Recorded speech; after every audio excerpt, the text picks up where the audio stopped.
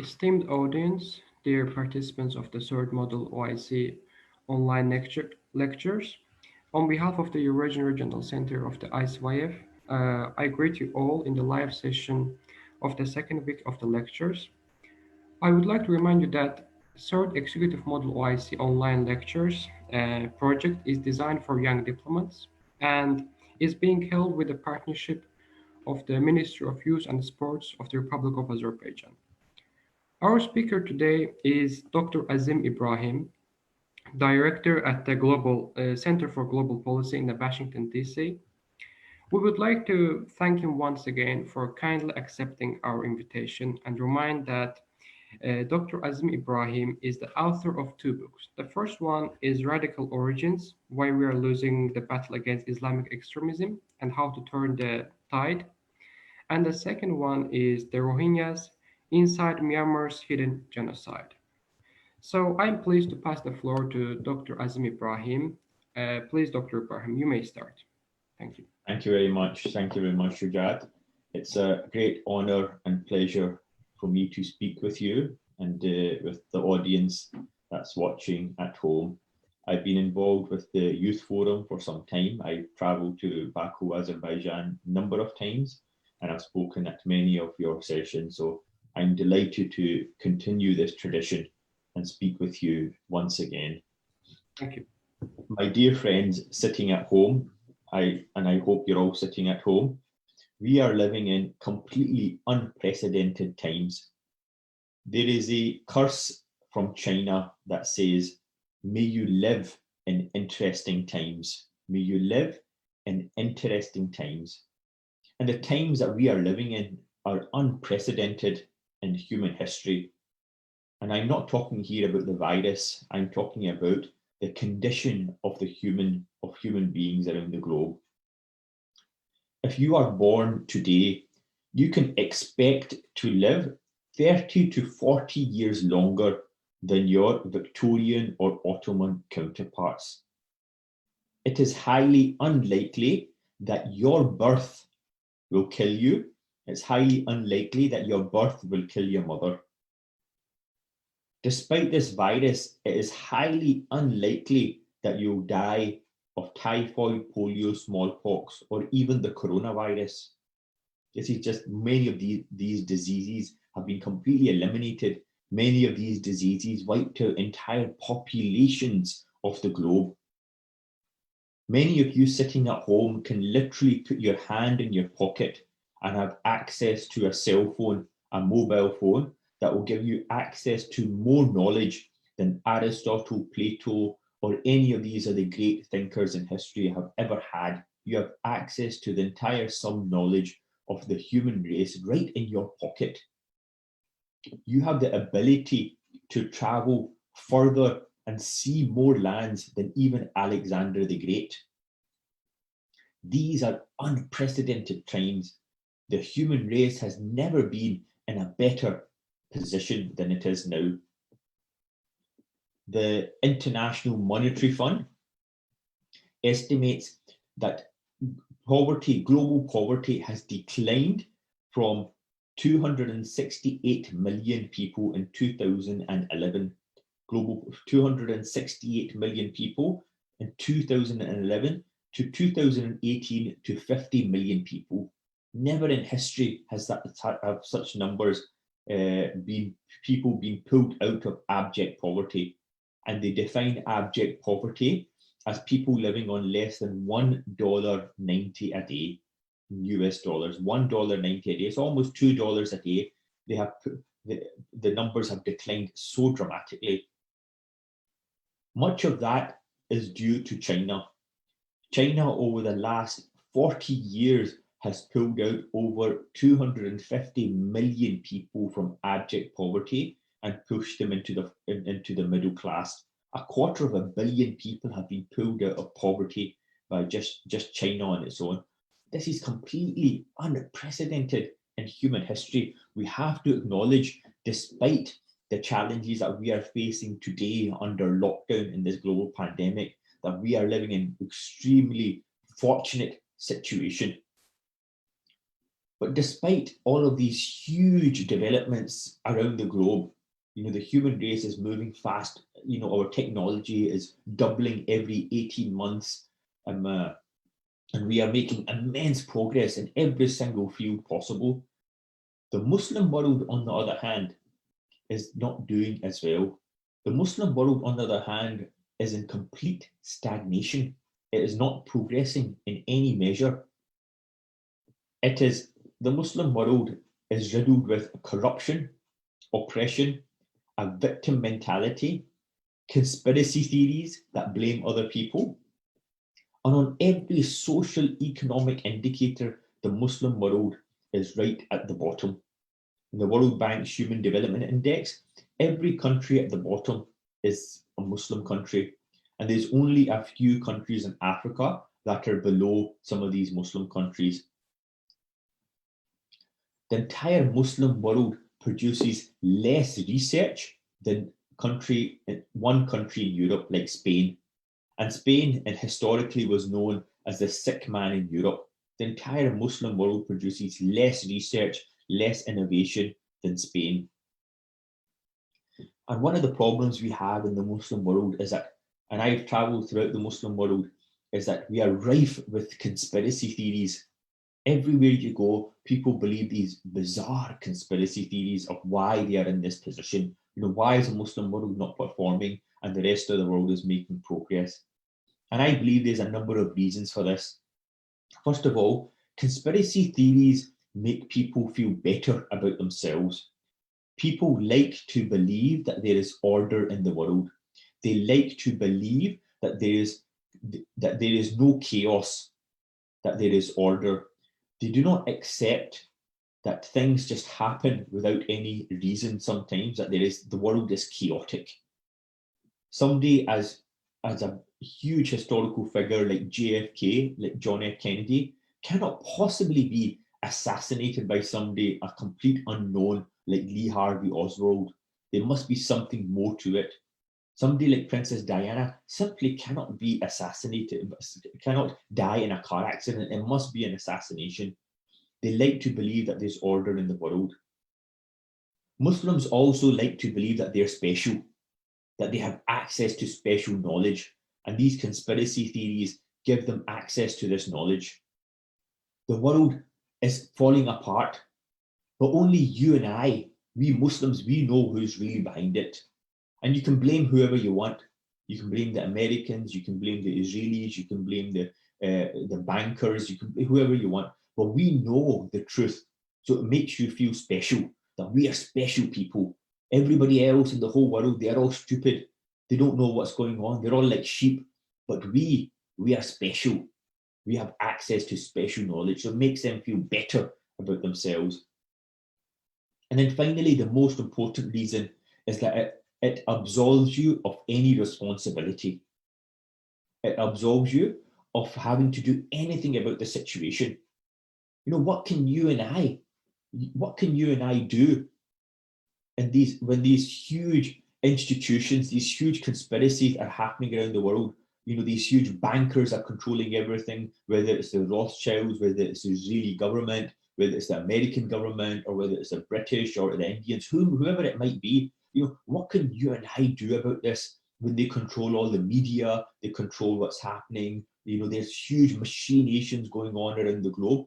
We can't do anything about this. We're small people. Azeem Ibrahim sitting in his office in Chicago, I can't do anything. So it's better if I just don't do anything. It's better if I just sit here and not waste any of my energy and time against these big forces. So it absolves you of any responsibility of trying to improve the situation, of trying to get involved and trying to help and try to make a contribution to the situation. And it is not just the Muslim world that is suffering. Muslims around the globe are also in stagnation. In the West, where I live, and I grew up in the United Kingdom and I now live in the United States, Muslims are at the bottom of every indicator, particularly in Europe, much more so in Europe than anywhere else. On every social economic indicator, Muslims are right at the bottom. we have the most unemployed, and we have the least in professional jobs. And this is translated into wider society, into criminality as well. For example, in France, Muslims make up 8% of the population, but they make up 70% of the prison population. In the UK, the country where I grew up, Muslims make up 5% of the population, but they make up 44% of the prison population. And in the United States, they make up only 1% of the population, but they make up over 7% of the prison population. Now, why is this the situation? Why have Muslims been not made any progress? When I was growing up, we would be told stories of how Muslims made such huge contributions to humanity in philosophy and science and mathematics, and for hundreds of years, it was the Muslims that led the world in knowledge. Western knowledge was only made available because Muslim scholars decided to translate this knowledge and make it available to the West, including philosophy, Greek philosophy. So why is the Muslim world in such stagnation? Why has it not made any progress at all? The last two books that I wrote, as was introduced by Shujad, I wrote one book on Islamic extremism and why we are losing the battle against radical Islam. And the other book I wrote is on the Rohingya genocide. And I just want to quickly talk about those two theses that I developed. The extremist thesis looks at the long-term situation of the Muslim world as to why we are facing this crisis of extremist ideologies around the Muslim world. And the Rohingya genocide, I decided to write a book because this was the worst humanitarian crisis in the world. I have traveled throughout the world and spending lots of time in the West. I've met many policymakers, both in the UK, Europe, the United States, and I am sick and tired of telling them that Islam is a religion of peace, that Islam does not advocate violence, that Islam does not accept any of these extremist ideologies, and all of these ideologies and extremist behavior, they are outside the scope of Islam. And I'm sure that many of you sitting at home have had the same experience if you've traveled elsewhere, or if you have non-Muslim friends. You're tired of explaining to them that this is nothing to do with Islam. Unfortunately, the evidence suggests otherwise. People have a very negative opinion of Islam around the globe, and you do not need me to tell you that. In the United States, for example, 61% of people have a negative opinion about Islam. So it's very important to look at the evidence. It is very important not to be emotional and not to take this personally, but look at the evidence. What does the evidence actually say in terms of global terrorism and Muslims and how Muslims are involved? There is a global index called the Global Terrorism Index, which is made between the University of Maryland and the United States Department of Homeland Security.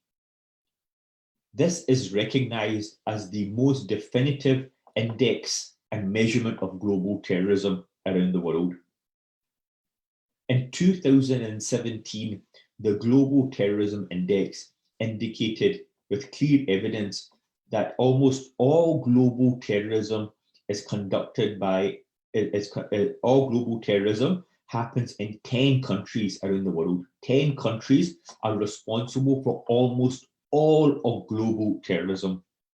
Those countries are Pakistan, Afghanistan, India, Nigeria, Libya, Egypt, Syria, Somalia, Yemen, and Iraq. Now, if you look at those 10 countries, all of them are Muslim majority countries. Only 2 countries are not Muslim majority. Nigeria, which is 45% Muslim, is almost a Muslim majority country. India, which is 15% Muslim, the only organization that does more terrorism in India than the Muslims is the Maoist communist rebels. So the evidence clearly shows that Muslim countries are the bedrocks of global terrorism. The Global Terrorism Index also shows that there were 274 groups that were responsible for 90% of the terrorism. The 274 groups that were responsible for all the terrorism that they have measured, 274 groups. But 4 groups, only 4 were responsible for 74% of the terrorism around the globe. So only 4 groups, almost 3/4 of all the terrorism. Those groups are ISIS, Boko Haram, Al-Qaeda, and Taliban. All 4 are Muslim groups. So how did this happen? How did this possibly happen? Why is this extremist ideology taken such a root in Islamic societies and spreading its cancer around the world to all Muslim nations and even non-Muslim nations? In 2015, in December 2015, over 30,000 Muslims from the West, 30,000 left their countries from 85 countries to join ISIS. You only have to turn on your TV to see that there are refugees from all over the globe that are trying to get into the West, that are trying to get into Europe, into the United States, into Australia. Then you have this bizarre situation in which young Muslims from all over the globe, 30,000 of them, are traveling the other way. They are leaving their comfortable lives in the West to go and join a terrorist organization.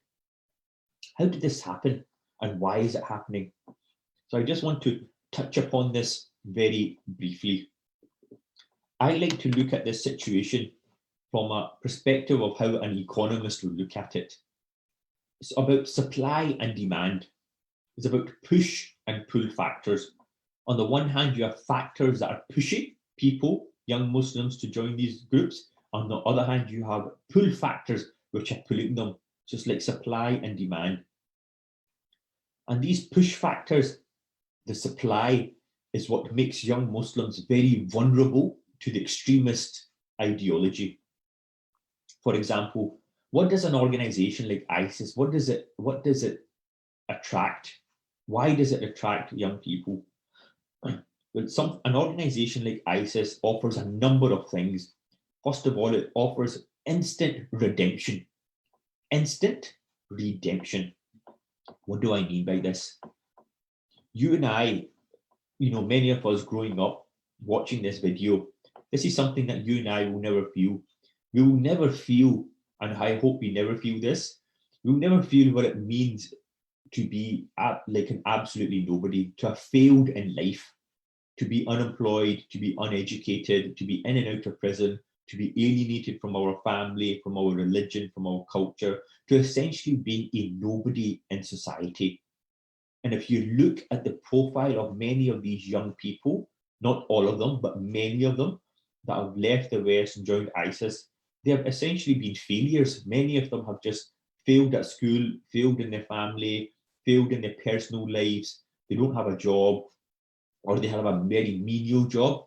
And what ISIS offers to them, what an organization like ISIS offers to them, is instant redemption. Instantly, all you have to do is take a flight to the Middle East and cross the border into Syria, and all of a sudden you have gone from being a nobody to being a warrior of God.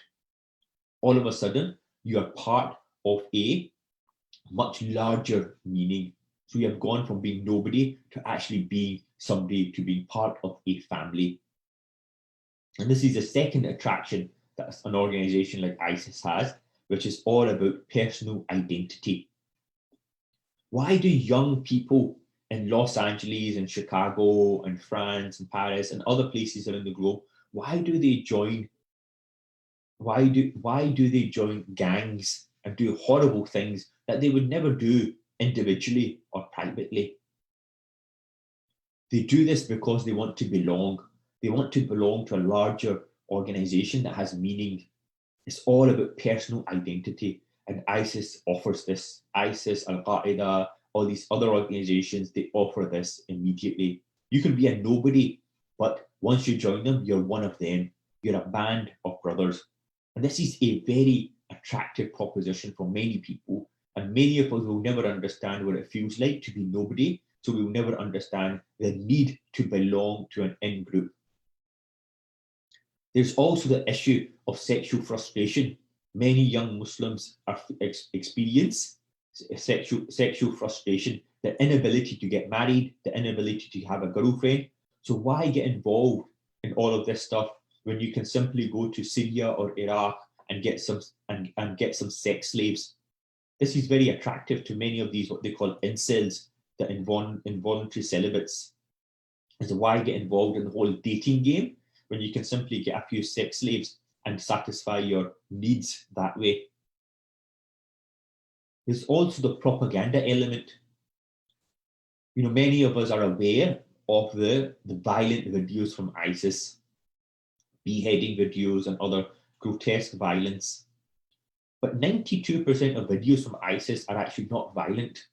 92%, the ones that don't become famous, are family videos of them trying to portray a utopian family life in ISIS-controlled territory. Family competitions, Quran competitions, family day outs at carnivals and so on. And that is attractive for a lot of people to live in a utopian society. Another key element is the attraction of violence. You watch some of these ISIS videos, and what do you see? You know, you see 4 or 5 men in a jeep racing through the desert with it holding their Kalashnikovs, and there's Islamic music that's blaring out the speakers. It's almost like a Hollywood movie. It's almost like Mad Max. And if you're a nobody, this is very attractive. You think, well, yes, I want to be part of that. I want to be part of this band of brothers. It's a very attractive proposition. And then there is religious illiteracy. Almost all of these people that join organizations like ISIS and become attracted to Islamic extremism are religiously illiterate. They have no background in Islam at all, very little Islamic education. In fact, the people that are most attracted to these extremist ideology are usually new converts and ex-prisoners. And most of these people are completely illiterate. And many of the hostages that ISIS took, including journalists, later testified that even their prisoners, even their prison guards, the ISIS prison guards, many of them had never read the Quran. They couldn't even read. This is a very common feature, is religious illiteracy. And of course, there is foreign policy grievances. Many of them are very unhappy with what Western foreign policy, the dysfunctionality of Western foreign policy. But almost every single thing that I mentioned in terms of the push factors, you know, the instant redemption, identity crisis, the attraction of sex slaves, propaganda element of family videos and so on, the attraction of violence, religious illiteracy, foreign policy grievances, none of these things are unique to Muslims. Young people from all over the globe suffer from these factors, suffer from these ills. But none of them become suicide bombers. None of them join extremist, murderous groups like ISIS, Al-Qaeda, or any of the others. So what makes Muslims so unique that they are translating their grievances, this cocktail of grievances? And I'd point out that there is no one reason why anyone would be attracted to the extremist ideologies. There is no one single reason. Everybody has their own cocktail of reasons, and there are as many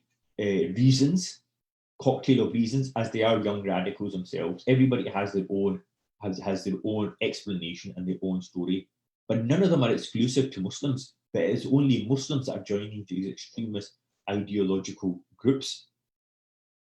In my city here in Chicago, it had the highest murder rate in the United States in 2018. 760 people were murdered in Chicago. That is more Americans were killed in the city of Chicago in gang violence than Americans were killed in Iraq and Afghanistan, 2 theaters of war. Most of this is down to gang violence and young Black people being alienated and marginalized in society, a real problem here in the social fabric of society. But none of them become suicide bombers. They do not translate their grievances into extremism and violence. Young Black immigrants from Africa are treated almost exactly the same as Muslim immigrants from Africa when they arrive to Europe. They face the same discrimination and racism, but they don't become violent. They don't become suicide bombers. So what makes Muslims completely unique in this regard? For that, we have to look at the other side. So we have to look beyond the push factors that make Muslims vulnerable, these cocktail of reasons, and we have to look at the pull factor. What is the pull factor that makes Muslims completely unique, that translate these grievances, this cocktail of reasons, into violent extremism? And for that, the only explanation is the ideology, is the extremist ideology that they are at war with all of humanity. That somehow, for some reason, that we are at war with all of humanity. And this is completely unique. This is completely unique from any other extremist organization.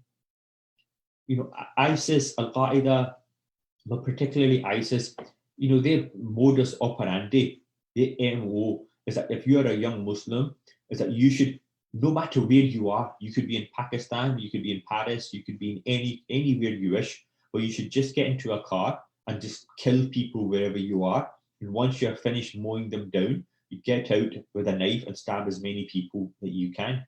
We are at war with all of humanity. This is unprecedented. This is completely unique, particularly to Sunni Muslims. Sunni Muslims, even Shias, when they undertake any of these terrorist activities, they usually do so with whilst they're being controlled by a much larger organization and for tactical reasons in the battlefield. But it is only Sunni Muslims that seem completely compelled to just be at war with all of humanity and just kill people wherever they want. And the reason for this is the extremist jihadist ideology, which is perpetuated and is being spread throughout the globe like a cancer. So what is the solution to this? What is the solution? I have met policymakers in different countries. When I would go and brief some of them, this was many years ago, I would try to let them know what I think about the Islamic extremism and what my key solutions are, what I believe are the key solutions. And it always struck me that many policymakers, many leaders, even though they may not say it, it is very clear to me what they were thinking. They were thinking that the fundamental problem with terrorism, the fundamental problem with global extremism is Islam itself, that there is a problem within the religion of Islam, that this ideology is corrupt. And in order for us to stop young Muslims from becoming radicalized, in order for us to stop them becoming extremists and terrorists, we need to take Islam out of the Muslims. We need to make Muslims less religious. We need to take them out of the mosque. And my explanation, my answer would always be is the polar opposite. If you want Muslims to stop becoming radicalized, if you want them to stop becoming terrorists, you have to stop them becoming radicalized in the first place. And the only way to stop them becoming radicalized is to give them traditional Islamic education, is to use Islam as a mechanism, as a solution. Because the evidence shows, even from MI5, the British Security Service, and a report that they published that was leaked from the behavioral science units, that when somebody is comfortable with their Islamic identity, then they are less likely to be attracted to these extremist ideologies. When somebody has had proper traditional Islamic education, when they are exposed to these extremist ideas and these Islamic preachers, these radical preachers, they can recognize it for the perversion that it actually is. So the solution to this crisis is not to take Muslims out of the mosque, is not to make Muslims less religious, but in fact, The solution is Islam itself. It's actually more Islam, which is the opposite of what many of these other thinkers, many of these policymakers actually think. Now, I believe that a traditional Islamic education, and this the evidence shows, makes Muslims much more comfortable in their own skin, much more comfortable with their own identity. They can recognize a perversion of extremism, of these extremist preachers, and can immunize and inoculate themselves against extremist ideologies. But for the Muslim world to even tackle this problem, they have to first of all acknowledge that they have a problem. And this is always the first challenge for you to tackle any of your problems. You have to first acknowledge that you have a problem. And unfortunately, many of our leaders are simply in denial of the scale of this problem. Traditional Islam is the only mechanism by which to make Muslims comfortable within their own skin and make them comfortable and immunize them and inoculate them against these extremist ideologies. And this is an urgent problem for the Muslim world. The biggest challenge that the world is going to face over the next few decades is not necessarily going to be this global pandemic, coronavirus. I believe that the greatest challenge that the world is going to face over the next few decades is the demographic challenge. This is going to be one of the greatest challenges. And there's going to be many challenges: global terrorism, nuclear proliferation, energy shortages, climate change. But one of the greatest challenges I think the world is going to face is the demographic challenge. Now, what do I mean by this? The world population currently stands at about 7.8 billion people. Over the next 40 years, over the next 30 to 40 years, this is going to rise to about 9.8 billion people, an unprecedented increase. The most interesting thing about this trend, about this global population increase, is that the areas in which this global population explosion is going to occur are the areas that are least able to sustain that growth, that are least able to sustain and cater for that growth. Countries like Ethiopia, Nigeria, and Yemen, the population is going to double. Countries like Liberia, Afghanistan, the Democratic Republic of Congo, populations are going to triple. Most of these people will be growing up in those countries will be young. Most of them will be Muslim, and they will have needs, basic needs: food, housing, education, employment. And when those needs are not met, they'll be easily attracted to violence, civil unrest, and extremist ideologies. Now, the interesting thing is that why this population explosion is occurring, this increase is occurring in the developing world, in Europe, and elsewhere in the developed world. The polar opposite is happening. Populations are declining. Russia, for example, is expected to lose a quarter of its population because of the decrease in the birth rate. This is extremely challenging. Many of these countries in Europe will have no choice but to increase immigration. This is something many Western leaders are fully aware of. For them to keep their economies afloat, they will need young labour, young skilled labour. Otherwise, there will be a disparity between tax-paying workers and non-tax-paying non-workers, with an ever increasing aging population, which will take out resources as pension and social care. So these countries will have to increase immigration to keep their economies afloat. Western leaders like Angela Merkel, for example, are fully aware of this.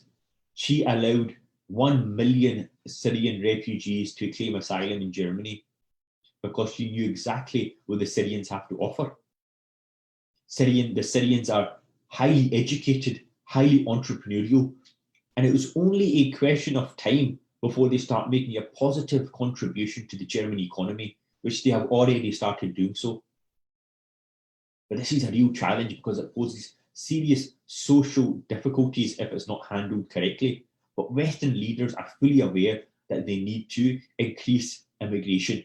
They need to increase economic immigration to keep their economies afloat. But this is the challenge. The Muslim population globally will increase from 1.6 billion that it is today to over 2.2 billion by 2030. In 10 years' time, an unprecedented and huge increase. Muslims will increase by 1.5% a year, whereas non-Muslims will increase by only 0.7%. So the increase of Muslims around the globe will be double that of non-Muslims. So we need to understand the challenges that the Muslim world faces in each one of our countries.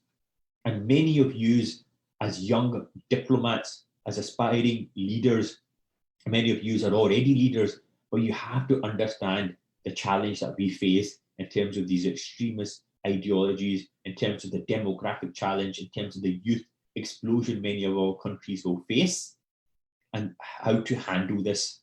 We have to acknowledge the problems exist, and we have to acknowledge how to tackle some of these problems. The refugee population around the globe at the moment is 68.5 million. The largest it's ever been in history. 70% of all of those refugees are Muslims. So we make up the majority of refugees around the globe. You've seen the news on Syrian refugees, hundreds of thousands of them being driven into Europe by the war in Syria. You've seen the news about the Rohingya refugees. And these are just two examples of many refugees all over the world. The Rohingya one in particular, the Rohingya refugees are the ones in particular that are probably in the least fortunate situation.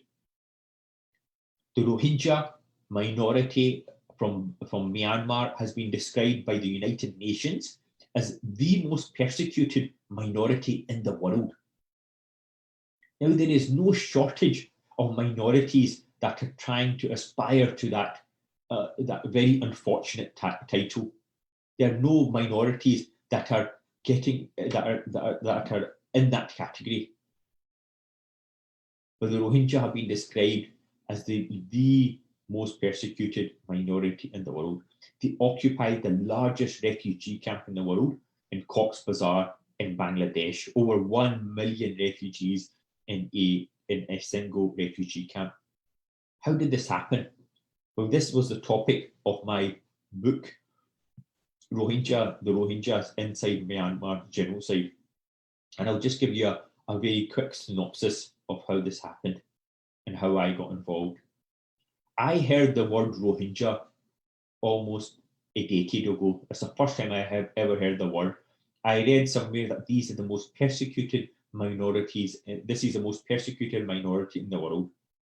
So when I tried to find out more about them, it was very strange.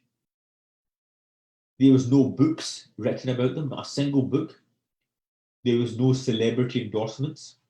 There were no campaigns around the globe, no significant campaigns. These people almost never existed. These people almost didn't exist, but they were the most persecuted minority.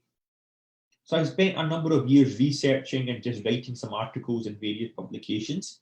And then I decided to make a trip to the region. I went to Bangladesh, then I went to Myanmar itself, and I visited the camps to see what exactly is going on.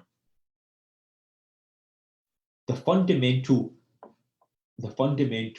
accusation made against the Rohingya is that these people they are not from Myanmar, they are not Burmese. These are all illegal immigrants that came over from Bangladesh. They came over and just after the Second World War in the 1940s, 1950s, and they made up this word Rohingya to give themselves an identity and to make themselves connected to this land. But these people had never belonged here. They are all illegal immigrants from Bangladesh. They're all interlopers, and they should all go back to Bangladesh. One of the things I did in my book is to look at the veracity of this accusation, and it turns out clearly that this is patently false. Many of the Rohingya have been there for millennia. They have been there for thousands of years. The word Rohingya was not manufactured. It has historical evidence, goes back, documents that I dug up from the Indian National Archives, where it mentions the term Rohingya from 1799, when the British ruled that part of the world, when it was under British colonial rule. So none of these accusations stand up to historical scrutiny. But despite that, they're regarded as illegal immigrants that should all be forced out. And they were the victims of the world's most recent genocidal campaign. Over 1 million Rohingya were forced out of Myanmar into Bangladesh in 2016. And one of the questions I get asked is that, why did this happen? Why did this happen in 2016, 2017? The interesting thing about genocides is that they do not happen in isolation. It's very common for the perpetrator of a genocide, of the architect of a genocide, to undertake a dry run, to undertake a test run, to see what is going to be the reaction of the international community, what is going to be the reaction of the local leaders. Are we able to get away with this? Are we able to take this up a notch or two and execute a full genocide? The Myanmar military in 2016 undertook a test run against the Rohingya minority in Myanmar. In 2016, they invaded a number of villages, burnt down the villages, and drove 130,000 Rohingya into Bangladesh. And the military learned 3 important lessons from that crisis, for which they decided that we can increase this and execute a full-scale genocide and ethnic cleansing. The first thing they learned is that Aung San Suu Kyi defends the military in public. Aung San Suu Kyi, the Nobel laureate, civilian leader of Myanmar, defends the military in public. For example, when it was presented to her that 52% of Rohingya women had been raped, 52%, so the majority had been raped, but according to the United Nations Human Rights Commission, she said on her Facebook page, "This is fake news. This is fake rape. This is fake rape." When it was presented to her that when the BBC's journalist Fergal Keane asked her that there's ethnic cleansing is going on in your country, she said ethnic cleansing is far too strong a term to use for what is happening. Both sides are equally to blame. So drawing a moral equivalence to the aggressor and the victim. Both sides are equally to blame, which is the equivalent of saying, do you know both sides are equally to blame for the Holocaust? Both the Germans, both the Nazis and the Jews are equally to blame. It's drawing a moral equivalence. When the United Nations passed a resolution for a full-scale Human Rights Commission inquiry, she said this will not be very helpful. And it was her office that refused to give visas to the UN investigators and continues to refuse to give them access. Aung San Suu Kyi may not control the military in Myanmar, but she controls all the visas. She is the foreign minister of that country, and she does not allow the United Nations access. So the military, that's the first lesson the military learned, is that Aung San Suu Kyi, the civilian leader, defends the military in public. The second lesson they learned is that the military suddenly in Myanmar became very popular when it started attacking Muslims. The military suddenly became seen as the defenders of Buddhist values against these invading Muslims from Bangladesh. And when they started to drive out the Muslims, when they started to persecute them, the military became very, very popular amongst these extreme Buddhists. So that was the second reason. The third reason is that despite all the evidence of genocide, of burning villages, of rape camps, the European Union still gave the leader of Myanmar's military, General Min Aung Hlaing, an invitation to Europe to come and visit their military factories in Germany and Austria in particular. So there was no repercussions. And the military then realized that we can actually increase the rate of persecution of this minority Rohingya Muslim population, which is exactly what they did in 2017. And one of the questions I get asked very often is about Buddhism. How could Buddhists engage in such behavior? How could Buddhists be such extremists? And the reality is that the Buddhism that they practice in Myanmar is not the Buddhism that you and I may be familiar with. This is not the Buddhism of the Dalai Lama or of Hollywood celebrities. In fact, many of them don't even recognize the Dalai Lama. They believe that he is a fraud. This is a form of Buddhism known as Theravada Buddhism, which is not always, but which can be very militant in its nature. They believe that the Buddhists are the only chosen people and nobody else can possibly be chosen. Nobody else can possibly be salvaged. It is only unique to the Buddhists. So it's very easy to then translate this extremist ideology into violence. And you can see this in some of the YouTube videos. I just have to look at YouTube and see some of the sermons by these extremist Buddhist monks. One of the most senior monks is an individual called Sitagu. And there's a sermon, a lecture that he's giving to a room full of army officers in which he's sitting on almost a throne and all the army officers are sitting on the floor. And he's telling the story of a king who murdered 2 people. And he was very unhappy and uneasy with this fact that he killed 2 people. And the Buddhist monks in the local village knew that the king was feeling uneasy because they had special insight. So they decided to visit the king in the middle of the night and they told him, "Your Majesty, we know that you're feeling very unhappy and you're feeling ill at ease because of the fact that you killed those 2 people. But you don't need to worry because those people were not Buddhists. They were not Buddhists, so they were only half human." When Sitagu was telling this story to a room full of army officers, the message is very clear. Non-Buddhists are only half human. And many of them believe that about the Rohingya. Not only are they half human, that they believe that the Rohingya have been reincarnated from snakes and insects. So when you're killing them, you're just killing vermin. They are unhuman. You have dehumanized somebody. Now, a key question is about Aung San Suu Kyi, is that why she has taken the position that she has.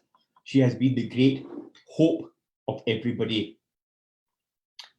And one of the reasons I believe, well, multiple reasons why Aung San Suu Kyi has taken the position that she has is not because she has changed her position, it's simply because we refuse to believe what Aung San Suu Kyi really is. And I have written multiple articles and delivered many presentations on this, which are all available online. All of them are in the public domain. But Aung San Suu Kyi has always been a Burma Buddhist nationalist. We simply refuse to believe it because we in the West, we like to have our heroes on a pedestal. We like to have our heroes uncontaminated. We like to have them pure. And her story is one of the best stories you'll ever hear. She's the daughter of one of the founding generals of Myanmar, of Burma. She came to the West. She studied at Oxford University. She's beautiful. She's articulate. She speaks the Queen's English. She has a Nobel Prize. And now she went back to her own country to take on these evil dictators, this little tiny, beautiful, fragile woman taking on these brutal dictators and fighting for rights of her people. We love this. We love these kinds of stories. Nobody wants to hear about her extremist ideologies and her extreme positions and her racism. Nobody wants to hear about the shortcomings of Martin Luther King or Mother Teresa or anything of that nature. We want to have our heroes pure on a pedestal. We want to make Hollywood movies out of them. But Aung San Suu Kyi has always been a Burma Buddhist nationalist. She believes, like many in the elite in the military, that their country is only for the Buddhists and nobody else belongs in that country. They have, in fact, been at war with every ethnic minority since independence. And these are some of the longest running civil wars in the world. So none of this really came as a surprise to any of the experts that were Myanmar watchers. So why has there been no action from the international community of this genocide? We have said repeatedly over and over again throughout the world, multiple times in history, that never again will we tolerate another genocide. Since the time of the Genocide Convention, after the Second World War and the Holocaust. But then we've gone from saying never again to saying here again, another genocide. I think there's three principal reasons why there's been no action from the international community.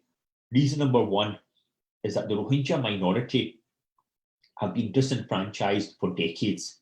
Many of this persecution has been going on for many, many decades.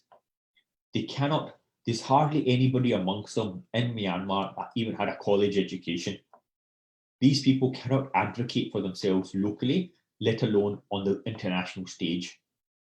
Like, I've spoken about this topic many times, and I always ask the audience that all of you have heard about the Rohingya genocide, or many of you will be very interested in this topic, but I bet you cannot name me a single Rohingya person anywhere in the world. And many of people can't. Most people can't. Rohingyas aren't famous. There is nobody from Rohingya origin in Silicon Valley that's made hundreds of millions of dollars from an app that they can then say, I'm going to put $5 million of my money into a public awareness campaign. There's nobody of Rohingya origin working in the BBC or CNN that can take this up as their pet project to raise awareness for their people. There's nobody of Rohingya origin elected to the British Parliament or any of the European parliaments. These people are literally right at the bottom. They have been completely disenfranchised, so they cannot advocate for themselves internationally on the global stage like many of the other minority groups. That's the first reason.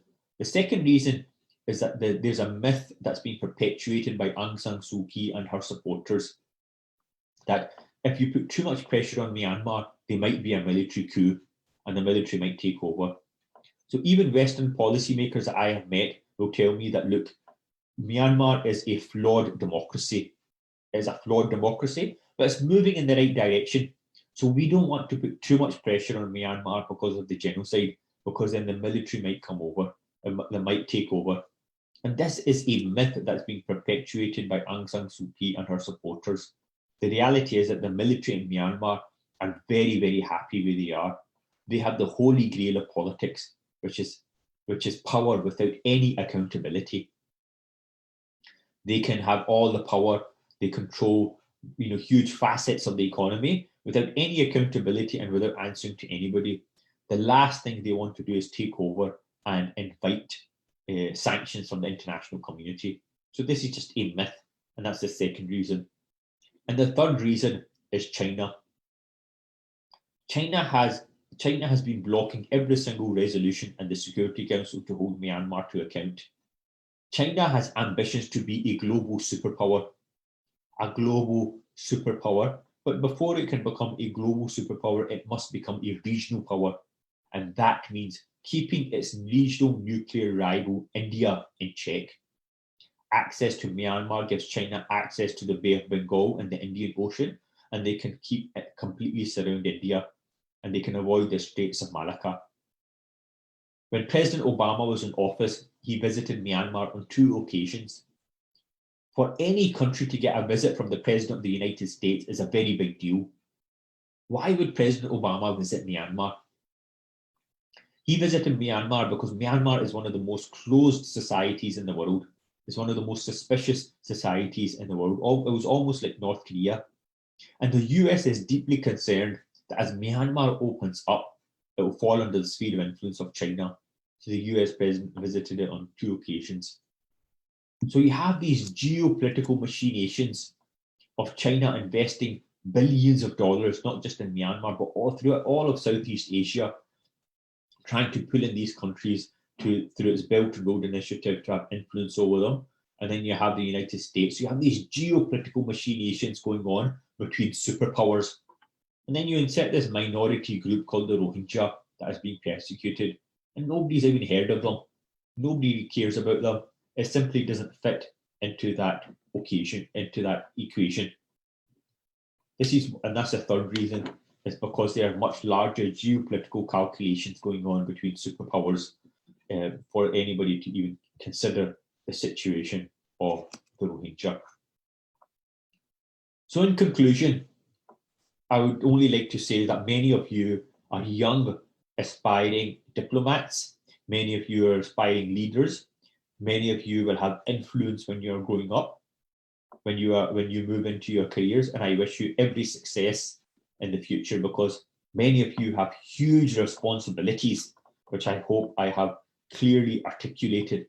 Not just genocide and persecution of minorities around the globe, which nobody cares about, and to highlight their plight and try to figure out ways in which you can assist them through the international order and through with partners and allies, but also problems within your societies, problems of extremist ideologies and demographical changes that are going to happen, and resource shortages, education, unemployment. These are huge problems in the Muslim world when there's population increases. And the key solutions to these problems is to tackle and eliminate these extremist ideologies by using traditional Islamic education, which immunizes the young people against extremist and violent ideologies. I hope I have made myself clear, and I'll be more than happy to take any questions at this time.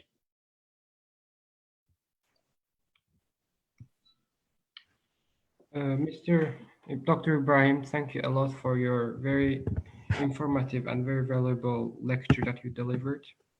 Thank you a lot. We have received a lot of questions and comments as well. If you don't mind, we could proceed to the questions. Sure. The first one is from the Pakistan, Sijda Khan asking, and she is telling that grateful to the Dr. Ibrahim for sharing his unmatched intellect on this platform. She would like to ask that what advice would you have for the youth of today with regard to the playing their role and fulfilling their responsibilities in the international arena and in the strengthening global relationships, especially in the Muslim world? Who's this question from? Question from Pakistan, Sijda Khan. Sajida. Sorry if I pronounce not correctly. No, that's right, Sajida Khan. Well, Sajida, that's a fantastic question and a very important question. I think most of you, as I understand it, that may be watching this presentation online, and most of you that are involved with this organization, you are probably in a very, very fortunate situation. And one of the reasons I started off this presentation trying to highlight how fortunate the world, the human race in general is because that we are living in a, despite how difficult life may be for many of us, is that we are living in very, very comfortable and very privileged situation globally, the human race globally. And I think most of the people, as far as I understand, that are involved in this organization, you are the elite in your society. You are the elite, you are the next generation of leaders. And this is a huge responsibility upon you to excel and to take on this responsibility and to take on some of the challenges that your people in your respective countries are going to face in the coming future. And I hope I highlighted some of them in the presentation. These problems are urgent problems.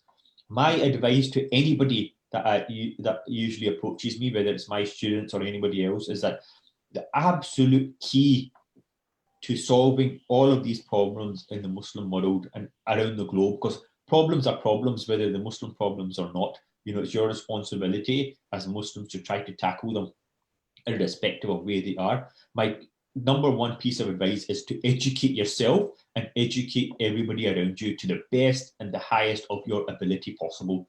It is only through knowledge and education that change will come. It is only through excelling in the highest possible fashion that you will be able to understand these problems and to try to figure out what the solutions are.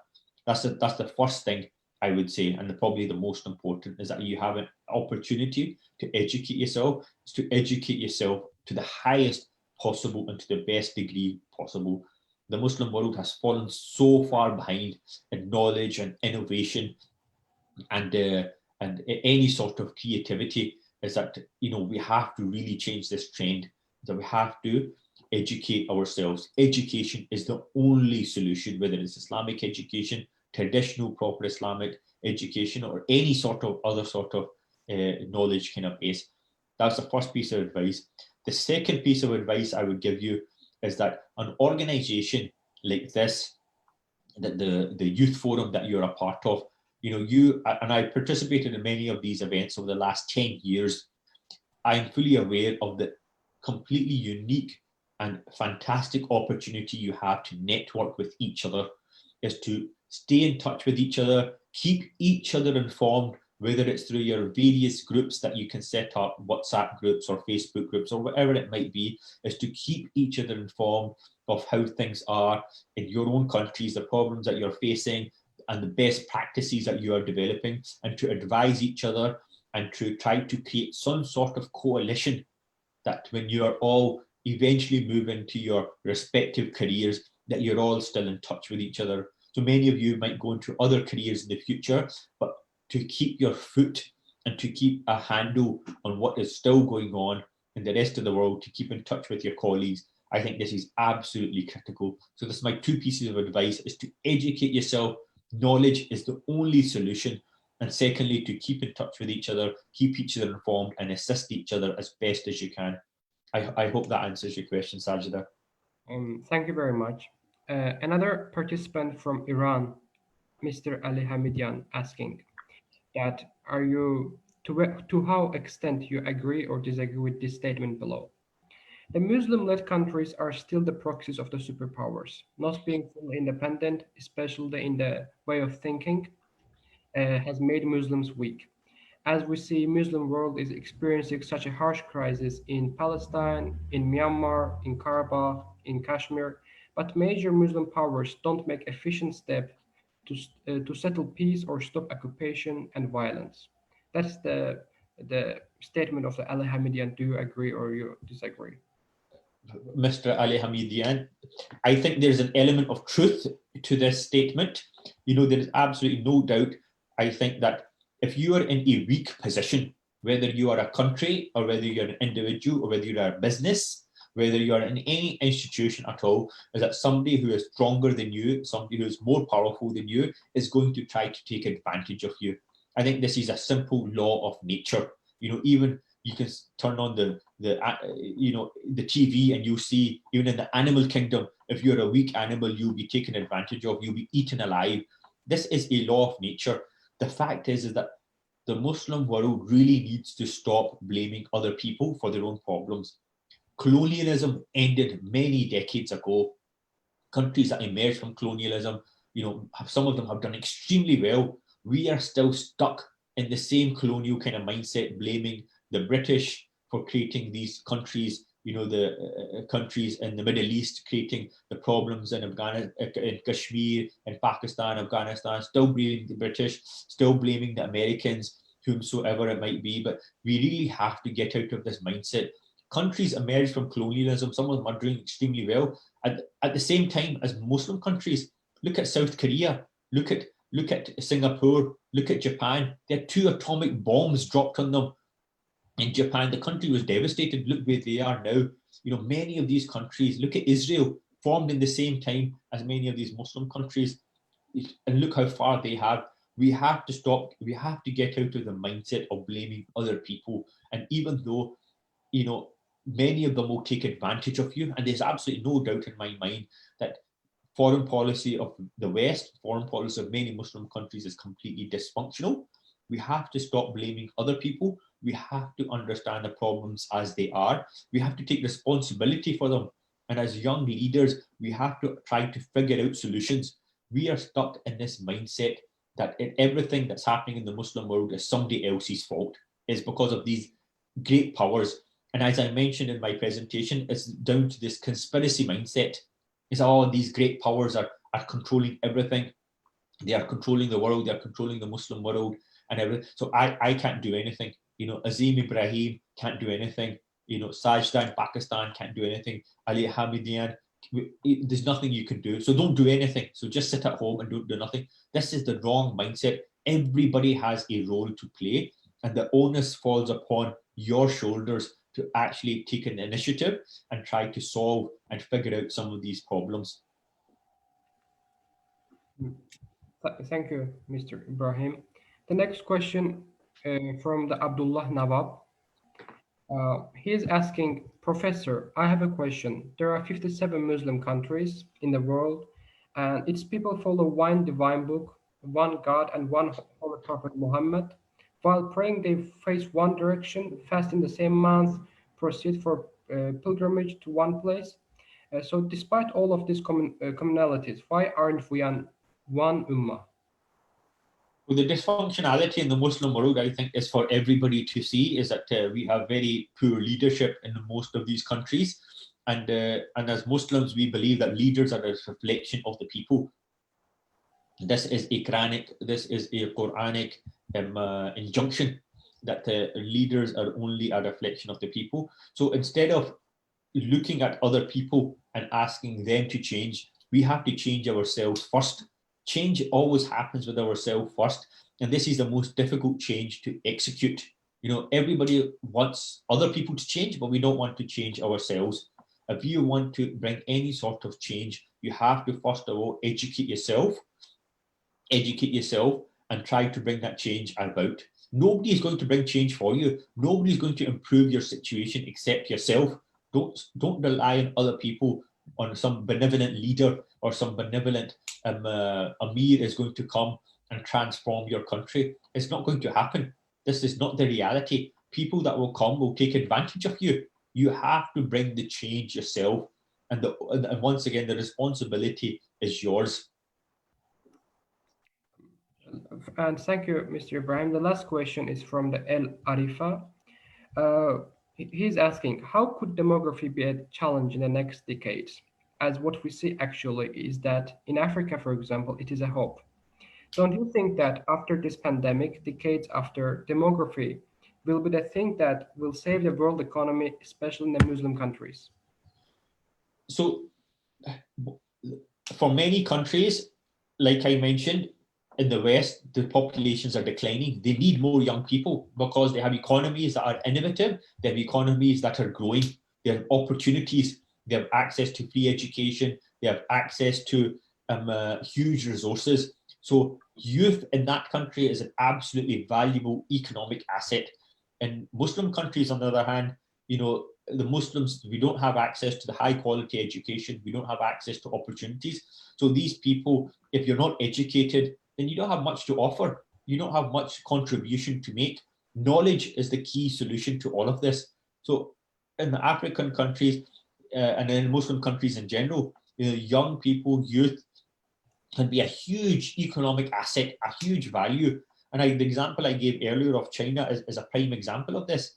They have managed to innovate their economy, sometimes and in fact mostly through foul means, but nevertheless, they managed to innovate their economy and they managed to pull out 250 million people out of poverty within 40 years. It's never in history has this happened. Never in history have a quarter of a billion people been pulled out of poverty in such a short space of time. But they managed to do so because they invested in their economy, they invested in opportunity, they invested in education. I used to teach at the University of Chicago. Over 50% of my students every year were Chinese students. And this is the phenomena all over America, all over the UK. Chinese students, the Chinese government is investing dramatically to create them to make themselves into a knowledge power. Youth can be a very valuable economic asset, but you have to have the fundamentals correct in your economy. And this is why I emphasize once again that knowledge is the absolute key. No matter where you are, you must educate yourself, inform yourself to the best of your abilities. Nothing is going to happen unless you have that education and knowledge. Thank you a lot, Mr. Ibrahim. As we're running out of the time, so we concluded already the question session. So lastly, maybe you could inform our participants, so they're interested a lot, if they could get your books online, or how they can get them. Maybe if you told them about that. If you go to my website, my name azeemibrahim.com, you see all my books and information is there. If you put my name in Google, you can see all of my writing. I write for a number of different publications, mostly in the United States, but also many of them in the Muslim world as well. So you can see my thinking and my writing. But if you just go to my website, very simple, azeemibrahim.com, my first name and second name all together. Okay, thank you very much, Mr. Ibrahim. If you don't have any remarks, we could conclude it. If you have, please feel free to share with our I viewers. think I've said everything. My only advice would be, which I give advice I give every time I've been involved in the OIC, the youth forum, is that there's only two pieces of advice: educate yourself, to the highest possible ability, as far as you can possibly go. Educate yourself and work with each other. Coordinate your efforts with each other. You are the next generation. People like me are part of the older generation now, but the challenges that you face will be very different from any of the challenges that we faced over the last 40 years. The next 40 years is going to be much more challenging. And so you have a big responsibility on your shoulders as the elite in your countries. You are the elite in your country. Make no mistakes, whatever country that you're in. So you have a very big responsibility, both Islamically and from a humanitarian perspective, to improve your situation and improve the situation of everybody in the world. So, Professor Ibrahim, thanks for joining us today. Thanks for accepting our invitation and sharing your valuable thoughts with our youth. That's the end of our session. Thanks for joining again. Thank you. Thank you very much for having me. Thank you for accepting the invitation of the Eurasian Regional Center of ICYF. Thank you.